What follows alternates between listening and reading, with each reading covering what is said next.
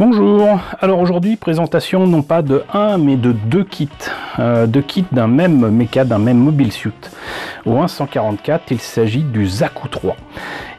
Il se trouve que dans Double Zeta Gundam ils n'allaient pas se contenter d'utiliser de vieux mechas, ils utilisent aussi de nouveaux mechas et Zéon et surtout Neo Zéon a plus d'un tour dans son sac.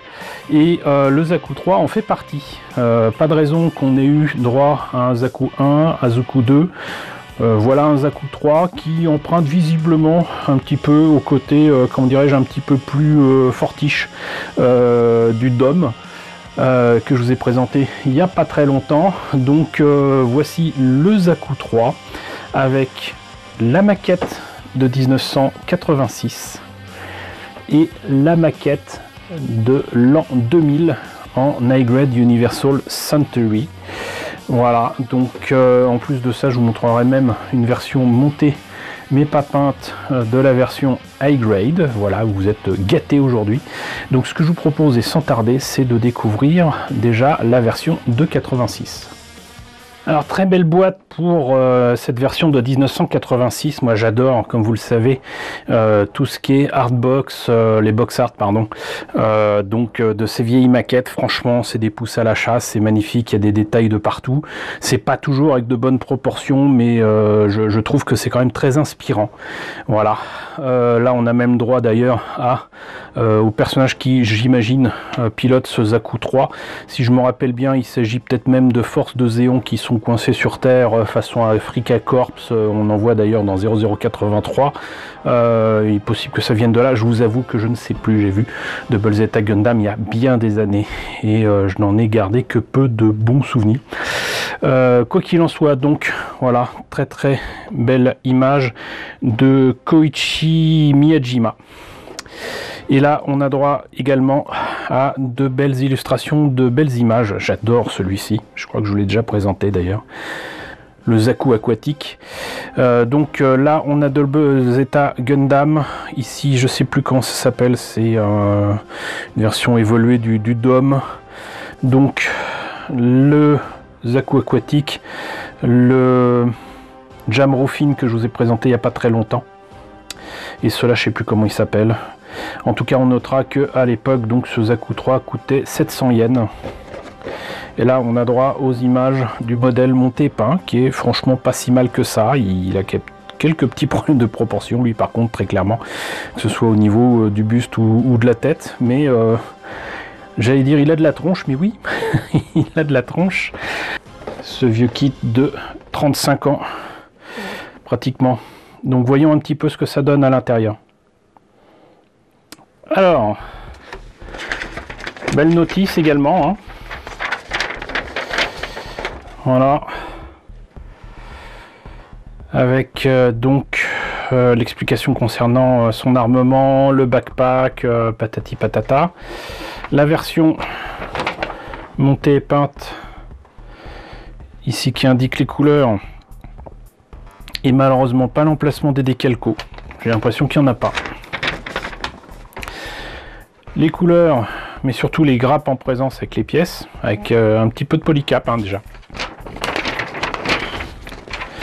Ici donc maquette à l'ancienne, hein, donc on colle, on ponce. On espère que ça va tenir et que ça casse pas. Voilà, donc là c'est les jambes. Là les bras et les épaules avec les pièces de blindage on va dire. Le torse, le bassin. Un bassin un peu compliqué apparemment, mais qui n'a pas l'air d'avoir l'armement précisé dans le dos là du document. La tête, l'arme, des espèces de je ne sais quoi articulé dans le backpack. Et on réunit tout ça et voilà. C'est là qu'on voit aussi que c'est vraiment la maquette d'époque, puisqu'il y a un petit tube de colle qui très clairement n'est plus utilisable, mais c'est rigolo quand même. Donc les polycaps, hein. Des pièces franchement très plastiques. Voilà, il y a beau y avoir deux niveaux de gris, avec un gris plus sombre et un gris très clair, on voit quand même, parce que c'est de la vieille maquette, et franchement on voit aussi que déjà la tête du Zaku est beaucoup trop grande. Mais bon, ça demandait forcément à l'époque, ça demandait du boulot. Ça demandait du boulot de faire ces maquettes-là, fallait les mériter et c'était pas pour rien que c'était à petit prix, à 700 €. Fallait pas s'attendre à de la grande qualité. Là, pareil pour d'ailleurs un gris sombre, mais on voit quand même à travers. Ça c'est assez rigolo. Donc ça prouve que donc faut vraiment dans ces cas-là peindre à l'intérieur des pièces pour éviter que la lumière passe à travers. Voilà, surtout pour du gris foncé comme ça serait dommage qu'on voit à travers. Voilà, bon sinon il y a ce qu'il faut, hein. Mais c'était la bonne vieille époque du il faut se lever tôt pour en tirer quelque chose de bien. Voilà, on va passer au modèle high grade. Alors là, on n'est plus du tout dans le même délire au niveau des illustrations, hein. C'est pas que le modèle ici présenté, surtout l'image, soit moche. C'est même sympa, mais ça vaut pas franchement ce que je vais présenter tout à l'heure de 1986. Donc on est quasiment 15 ans plus tard, hein, franchement. Voilà, et en high grade, on peut s'attendre quand même à quelque chose avec des proportions et des actions quand même un petit peu plus développées. Le prix aussi plus développé, puisque là c'est 1500 yens, donc 2 fois plus cher, plus de 2 fois plus cher. Là on voit ce que donne d'ailleurs le modèle monté et peint. Ici donc effectivement le modèle monté et peint où on montre tout ce qu'il est capable de faire, y compris ses armes dans les jupes là. Une idée un peu particulière, mais si on fait face à un méca pareil dans l'espace, croyez-moi que on fait pas le rigolo. Donc voilà, ce mariage un peu étrange d'un Zaku et d'un Dom. Et ce que je propose, c'est qu'on voit immédiatement ce que ça donne à l'intérieur. Alors, modèle monté et peint ici. Voilà. On a les pièces en présence ici quand même beaucoup plus de grappes que tout à l'heure. 1, 2, 3, 4, 5, 6, 7, 8 si on compte les polycaps. On commence visiblement par les jambes. Avec beaucoup plus de pièces, hein, évidemment, mais c'est parce qu'en fait avec le high grade, on peut faire du no paint, hein, c'est-à-dire que vous avez des pièces qui sont déjà de la couleur qu'il faut, en règle générale. Et là justement une pièce qui n'est pas de la couleur qu'il faut, c'est-à-dire savoir noir, donc il faut mettre un autocollant et ensuite le mono high ici. Alors si je le montre pas, ça va pas le faire. Donc le mono high ici, hop, sur la tête, les bras, les boucliers, le backpack, le bassin, qui est une pièce d'ailleurs assez fragile, l'arme. On réunit le tout et après c'est des choses qui sont par exemple articulées au niveau des pieds, une espèce de semelle, et ça nous donne ça au final. Ça m'a l'air quand même assez sympatoche. Donc pas de décalco, ça avec ces kits là de cette époque là c'est normal, et seul autocollant donc le mono high. Ici donc des pièces on va dire gris foncé, un peu métallisées avec différentes paires de mains et des pièces d'articulation. Là donc la jupe et un des boucliers, mais pas mal de réacteurs aussi, c'est ce qui me fait dire que c'est quand même plus proche du Dom que du Zaku. Les polycaps, quelques pièces rouges quand même, donc le cockpit, et ça je pense que c'est dans l'arme, mais je suis pas sûr, c'est peut-être dans le backpack. Quelques pièces gris clair, très clair, tellement clair que c'est presque du blanc, hein. Donc là on voit aussi la différence par rapport à tout à l'heure, la tête est 2 fois plus petite. Hop, donc les jambes, les cuisses, les bras, bonne partie du backpack, les armes.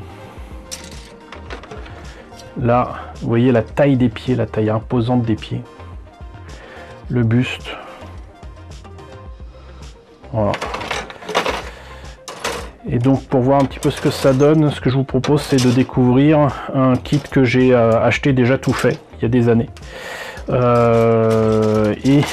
Qui d'ailleurs a souffert de pas mal de déplacements et d'expositions en salon.